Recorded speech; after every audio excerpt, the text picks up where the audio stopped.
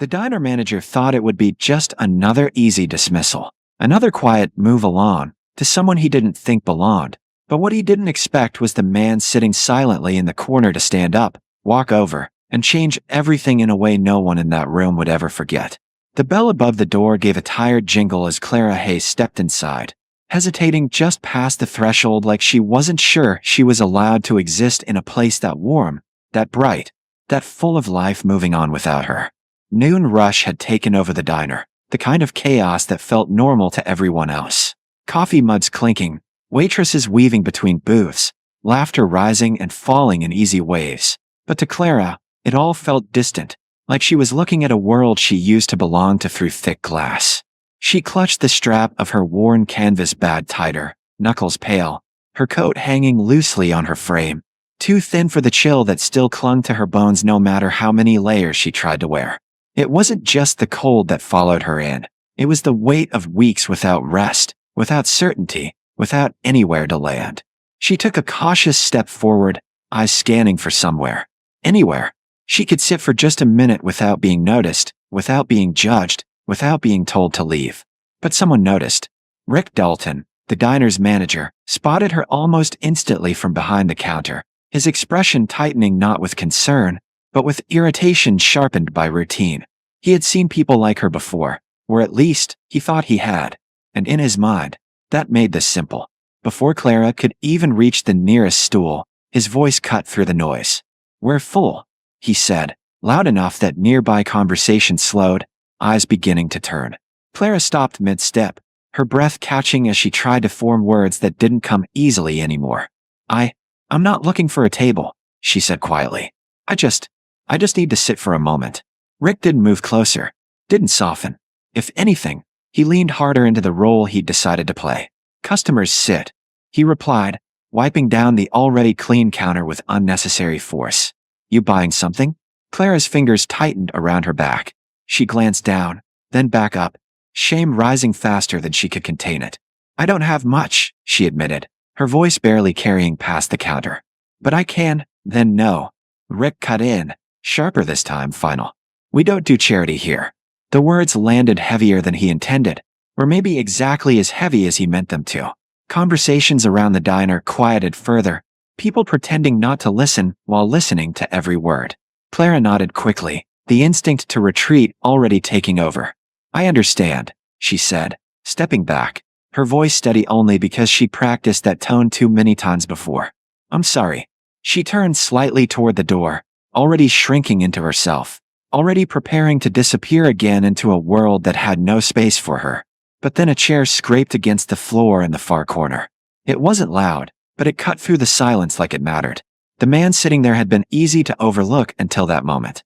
Leather jacket worn from years on the road, boots planted solid against the ground, a cup of coffee in front of him that had long since gone cold. He hadn't been part of the noise, hadn't joined the laughter, hadn't even looked up when Clara first walked in. But now he did. And when he stood, it was slow, deliberate, the kind of movement that didn't demand attention but took it anyway. Rick noticed immediately, irritation flickering into something sharper. "This doesn't concern you," he said, already defensive before a word had been spoken.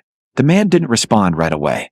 He walked forward instead, each step measured, until he reached the counter where Clara stood frozen, caught between leaving and staying, unsure which would make things worse. He glanced at her briefly, not with pity, not with judgment, just acknowledgement, then shifted his attention to Rick.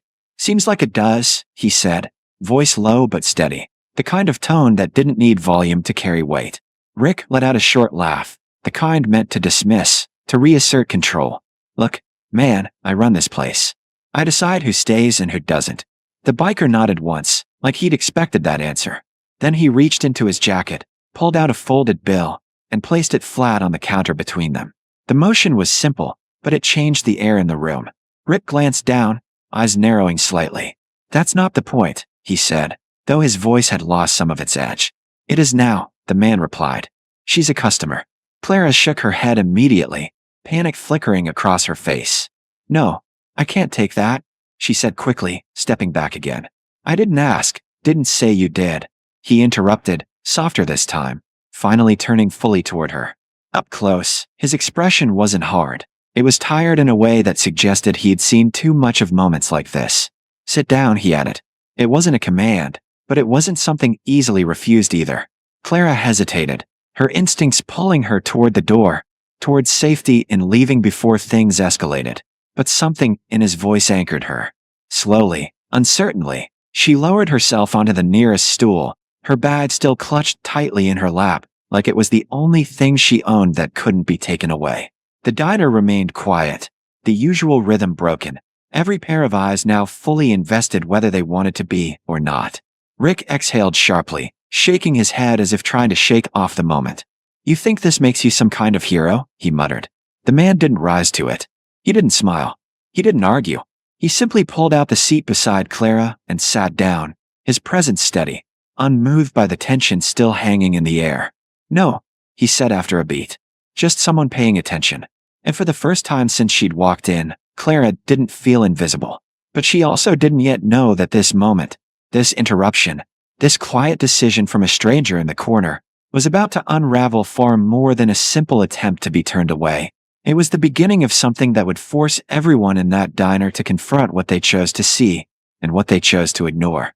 The room thought the moment had already peaked, that the stranger paying for a cup of coffee was the end of it, a brief interruption before life returned to normal. But what happened next pulled everything tighter, sharper, and far more personal than anyone expected.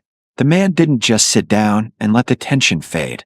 He stayed exactly where he was, leaning forward slightly, forearms resting on the counter, as if he had nowhere else to be and no intention of leaving things unfinished. Rick shifted behind the register, trying to reclaim control of a situation that had slipped from his hands in a way he didn't like. You made your point, he said, forcing a dismissive tone. She's got a seat. That's it. The biker tilted his head slightly, studying him, not with anger, but with something more unsettling, calm certainty. No, he said quietly. That's not it. The words didn't rise in volume, but they carried enough weight that even the clatter from the kitchen seemed to dull. Clara sat stiff beside him, hands wrapped around the coffee mug the waitress had placed in front of her without being asked, the warmth of it almost shocking against her fingers. She hadn't taken a sip yet.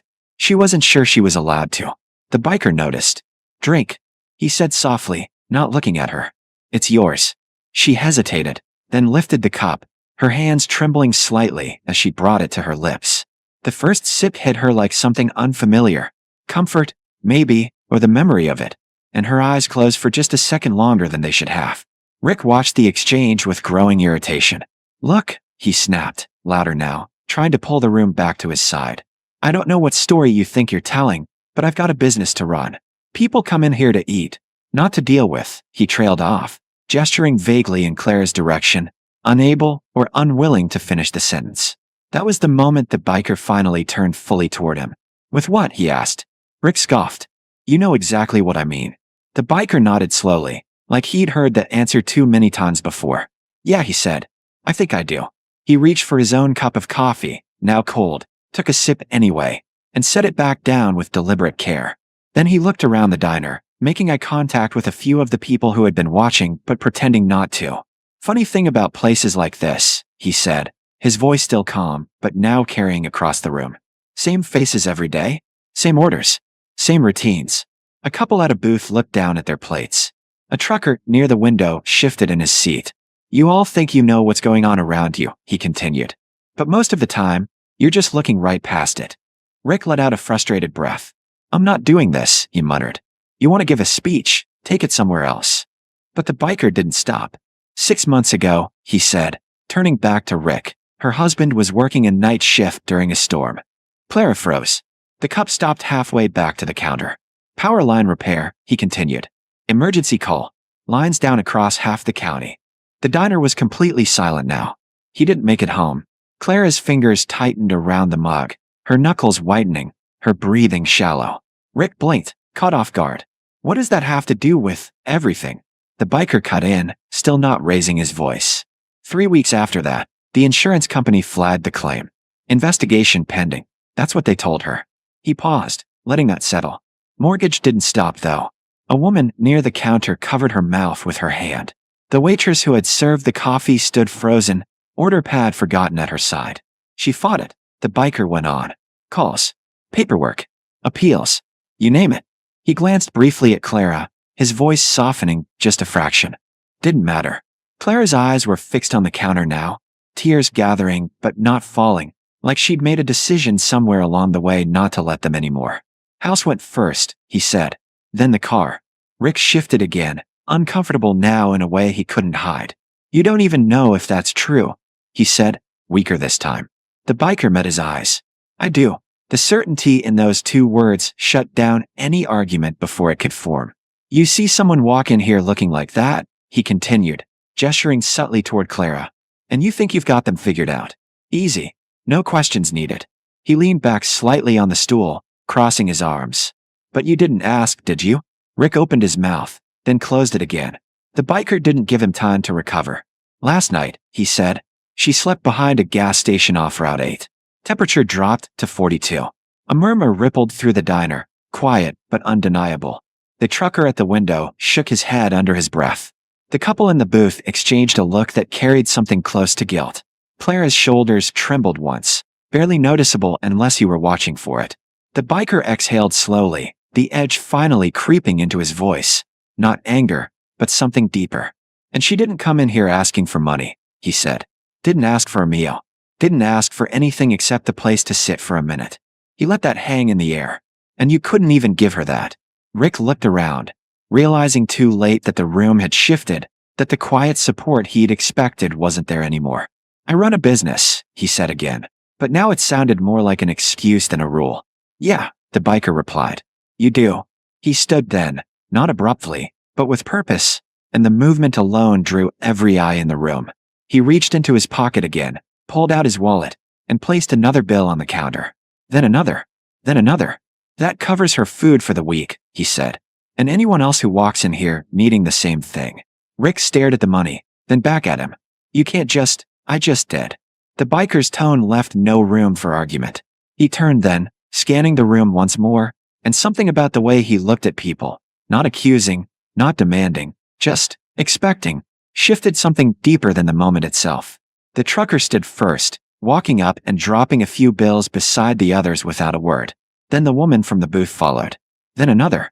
One by one, small acts built into something larger, something that couldn't be ignored or undone. Clara watched it all like it wasn't real, like she'd stepped into someone else's life by mistake. Her grip on the coffee cup loosened slightly, her shoulders lowering just a fraction as the weight she'd been carrying alone began, for the first time in a long time, to shift. The biker didn't smile. He didn't celebrate it. He just nodded once, like this was how things were supposed to be all along. Then he looked back at Clara. You're not invisible, he said quietly. And this time, she believed him. No one in that diner expected what came next. Not after the money hit the counter. Not after the room shifted. Not after a stranger forced them all to see something they had chosen to ignore. But the truth is, moments like that don't end when the noise fades. They begin there. And the man in the leather jacket knew it better than anyone. He didn't linger in the spotlight, didn't wait for thanks, didn't even look around to measure the impact he'd made. Instead, he turned back to Clara like the rest of the room didn't exist, like this had never been about proving a point at all. You got somewhere to go after this? He asked, his voice steady, grounded, the kind of tone that suggested he wasn't asking out of curiosity, but because the answer mattered. Clara hesitated, her fingers tracing the rim of the coffee cup that was now half empty, her shoulders still carrying the weight of weeks spent surviving instead of living. Not really, she admitted quietly, her voice raw in a way that came from telling the truth too many times without it changing anything. The biker nodded once, like he'd expected that answer, like it fit into a larger picture he already understood. Around them, people had started to move again, but differently now, slower, more aware, like they were trying to reconcile the version of themselves from 20 minutes ago with the one standing here now. Rick remained behind the counter, staring at the money that had been placed in front of him, his earlier confidence gone, replaced by something uncertain, something closer to realization than he was comfortable admitting. The waitress refilled Clara's coffee without asking this time, offering a small, tentative smile that carried apology in it, even if she didn't say the words out loud. The biker reached into his jacket again. But this time, he didn't pull out cash. He pulled out a card, plain, slightly worn at the edges, and slid it across the counter toward Clara. Place a few miles out, he said. Workshop, small crew. We fix things. Engines mostly, but not just engines. Clara looked down at the card like it might not be real, like it might vanish if she blinked too long. They've got a room, he continued. Nothing fancy, but it's warm. And I'll put you to work if you want it. Doesn't matter what you used to do. You show up, you learn, you stay as long as you need. She swallowed hard, her throat tightening as something unfamiliar crept in. Hope, maybe, or the fear that came with it. Why would they do that? She asked, barely above a whisper. The biker leaned back slightly, folding his arms again, his expression unreadable for a moment before it softened just enough. Because someone did it for them once, he said. That answer settled deeper than anything else he'd said all day. Clara nodded slowly, her fingers closing around the card like it was something fragile, something she wasn't sure she deserved to hold. Across the counter, Rick finally moved. He picked up the money, not with the authority he'd had before, but carefully, almost respectfully, like he understood now that it wasn't just payment, it was a statement, a correction. He cleared his throat, glancing at Clara, then at the biker, then back again. She can stay as long as she wants, he said, the words awkward but genuine in a way that surprised even him. The biker didn't respond right away. He just looked at him, measuring something unseen, then gave a small nod, not approval exactly, but acknowledgement. It was enough. The shift was real. The room breathed again, but differently now, like something had been reset. A man near the back spoke up, offering a spare room for a night or two. A woman mentioned a local outreach program that could help with paperwork, with insurance appeals. The trucker scribbled down the name of a contact who handled claims disputes and slid it toward Clara with a quiet, "Call him. He's good." Piece by piece, what had started as a single act of defiance turned into something collective, something sustained, something that didn't rely on one man standing up, but on everyone refusing to sit back down into who they had been before. Clara looked around, overwhelmed, her eyes glassy now, but no longer hollow.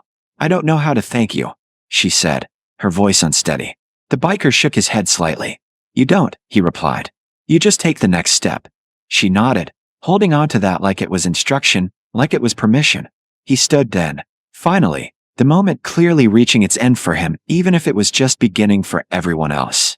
He pulled on his gloves slowly, deliberately, like he wasn't in a rush, but also wasn't staying. Clara looked up at him, something urgent flickering in her expression. "Wait," she said. He paused, turning back. "What's her name?" she asked. For a second, it seemed like he might brush it off, like it didn't matter, but then he answered. "Dean." She repeated it quietly, committing it to memory, like she understood she might never see him again, but didn't want to forget the person who had changed the direction of her life in a single afternoon. "Thank you, Dean," she said, and this time, the words carried weight because they weren't about the coffee or the money or even the moment. They were about being seen. He gave a small nod, then turned and walked toward the door, the bell ringing again as he pushed it open. Sunlight spilled in briefly, framing him before he stepped out and disappeared into it without looking back. The diner stayed quiet for a long moment after he was gone, not empty, but thoughtful, like everyone was recalibrating, adjusting to a version of themselves that demanded more awareness, more action, more humanity than they'd been giving before. Clara sat there, the card still in her hand, the coffee now warm inside her instead of just against her skin, and for the first time in months, the future didn't feel like a closed door. It felt like something uncertain, yes, but possible. She finished her coffee slowly, not out of hesitation this time, but because she wanted to remember it. The warmth, the safety, the moment everything shifted.